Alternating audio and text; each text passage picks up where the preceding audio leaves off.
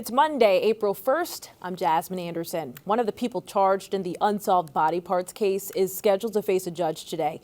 These 4 people are facing charges, 2 couples who all lived together in Amityville. Stephen Brown and his girlfriend, Amanda Wallace.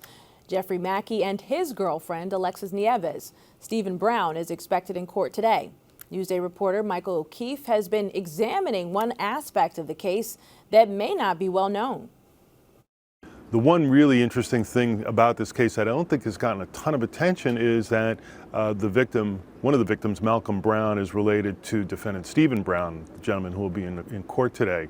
And there was a very angry and emotional exchange in court a few weeks ago when Brown appeared, and Malcolm Brown's family came to court and basically said to him, tell the truth, tell us what happened, we need to know.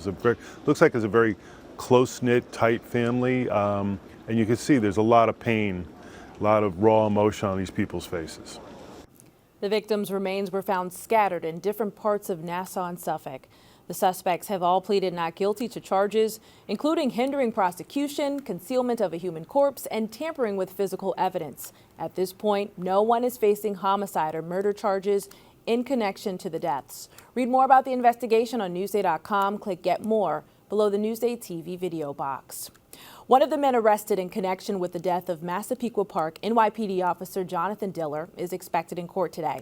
Lindy Jones is facing weapons charges. He was driving the car Officer Diller approached when Diller was fatally shot last week in Queens. Guy Rivera, the passenger of the car, was charged with murder. He's accused of shooting Diller. Rivera is expected back in court on May 7th.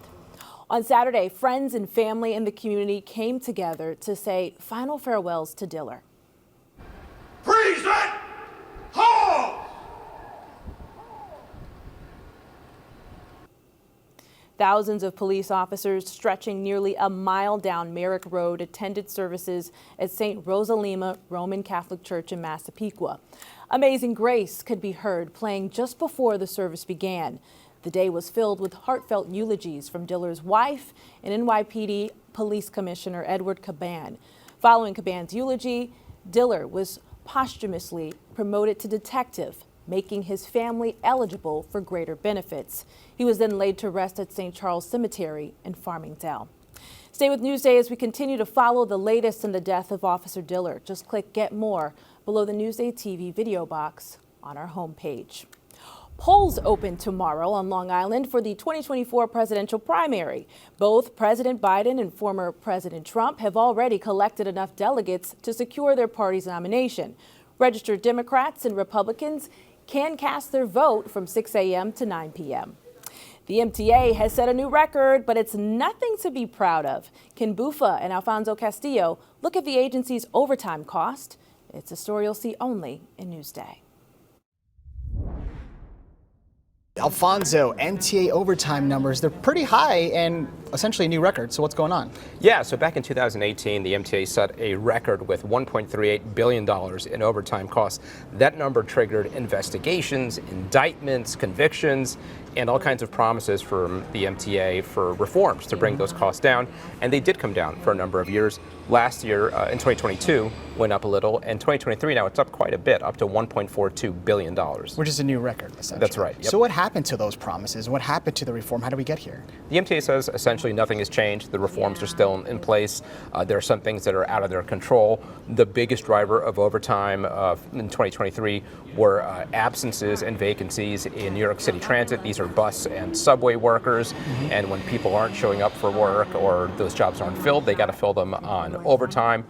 The other big thing that happened last year was the opening of Grand Central Madison, an entire new operation, a new terminal for the Long Island Railroad that has to be staffed every day. That's required a lot of overtime too. So what happens next? Well, the biggest changes will come through collective bargaining. The MTA can make a lot of reforms to kind of take care of some of the issues kind of around the edges. But when you're talking about making a meaningful difference, a lot of this overtime is baked into union work rules that go back centuries and aren't going to be given up easily.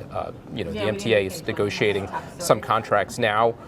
This has always been a real sticking point, how serious they are about changing some of these work rules, and we'll see how serious they are.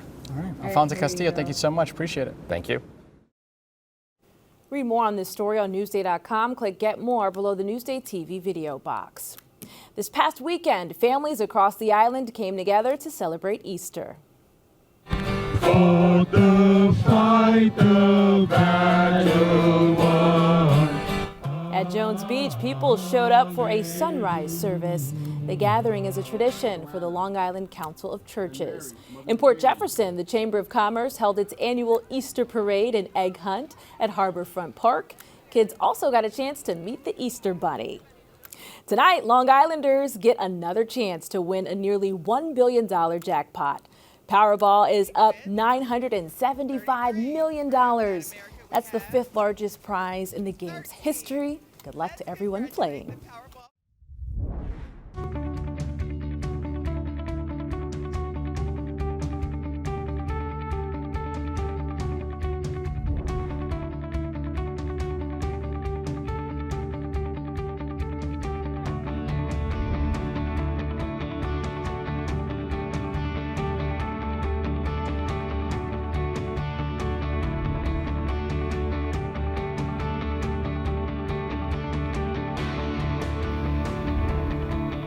This morning, we're introducing you to newlyweds who are having a ball. They just got married at a local bowling alley.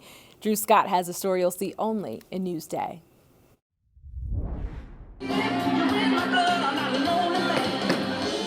A bowling alley isn't a place that you expect to witness a wedding.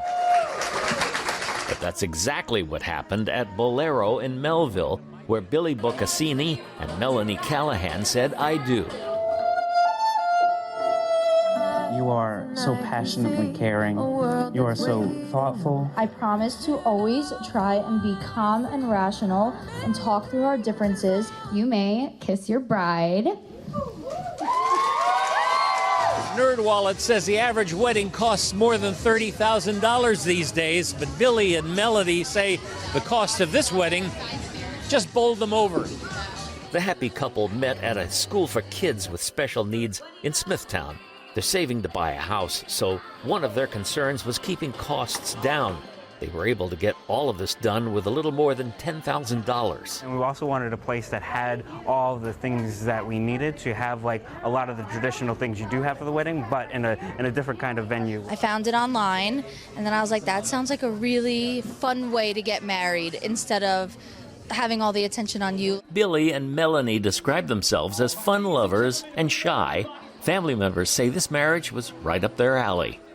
It's them, you know, and Their personality. Right, exactly. And it's like, this is what they both wanted. They wanted something simple and fun. I think that's one of the big driving factors behind it, is that they wanted to be able to buy a house. And in this economy, you know, you need to save every bit that you can. After the affirmations, instead of a first dance, there was a first bowl.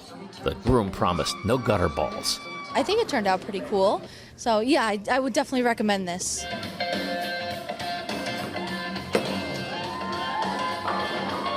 In Melville, Drew Scott for Newsday TV. Nice, fiscally responsible and fun. Congratulations to the beautiful couple. For more stories like this, go to Newsday.com, click Get More below the Newsday TV video box. Checking out your hyper-local forecast, a mix of a few showers and clouds today, highs around 50 degrees. Tomorrow, though, that's when the real rain comes in, highs in the upper 40s. And here's a look at your futurecast. Heavy rain starts Tuesday afternoon, and it will continue throughout the week, and of course, we'll keep you updated. Looking at your 7-day forecast now, you can see what I've been talking about. Rain nonstop. I wish this was a joke. Happy April Fool's Day. But look at your weekend though. Plenty of sunshine and a break in the rain. That's your 7-day forecast. Long Island weather is brought to you by Fire Island Ferries. I'm Jasmine Anderson. Happy Monday. Thank you so much for watching and happy April Fool's Day.